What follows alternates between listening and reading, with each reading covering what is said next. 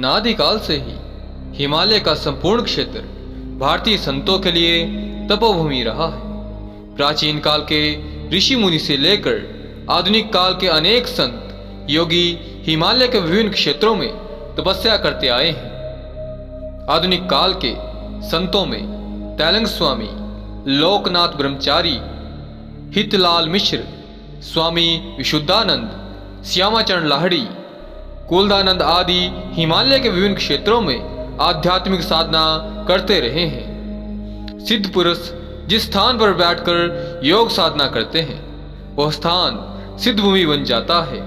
सिद्ध भूमि सिद्ध पुरुष के नाम के आधार पर अथवा अन्य किसी प्रकार के नियम के अधीन विभिन्न नाम और रूप श्री भगवान की विष्णु लीला में अपना अपना काम करती है।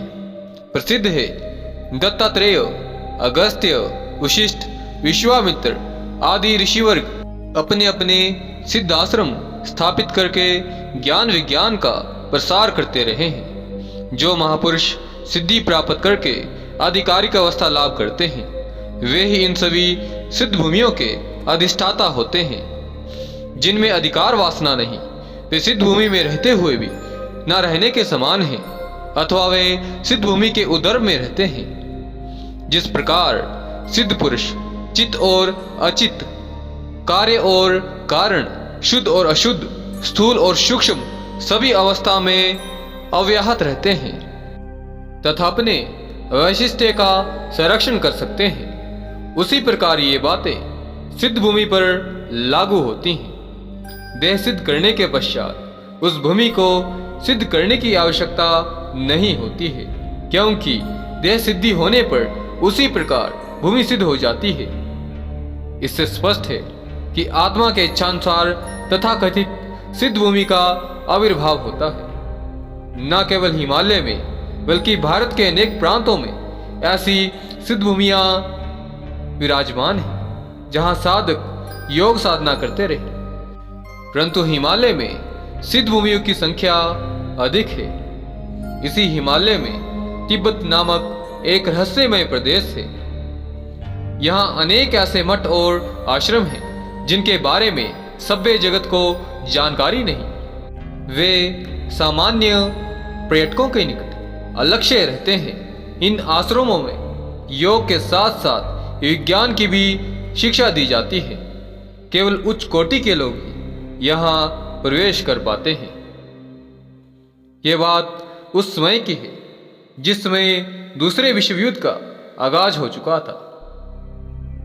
उस समय परम पावन दलाई लामा जब तिब्बत से पलायन कर भारत आ रहे थे, उस दौरान एक घटना चर्चा का विषय अवश्य बनी।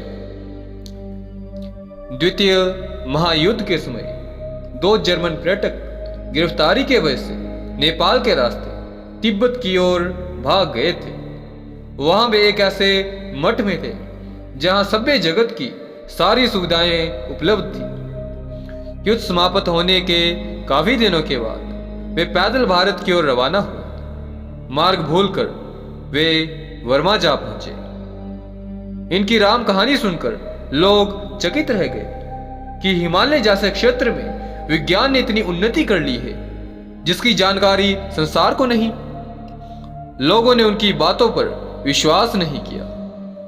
जब दोनों पर्यटकों ने यह कहा कि आप लोग हमारे साथ चले तो हम वहां ले जाकर आपको वह सब दिखा सकते हैं, तब कई लोग इस बात के लिए राजी हो गए। दोनों जर्मन ठीक उसी स्थान पर आए जहां वे कई वर्षों तक थे, लेकिन उन्हें यह देखकर आश्चर्य हुआ कि वहां कोई मठ नहीं है।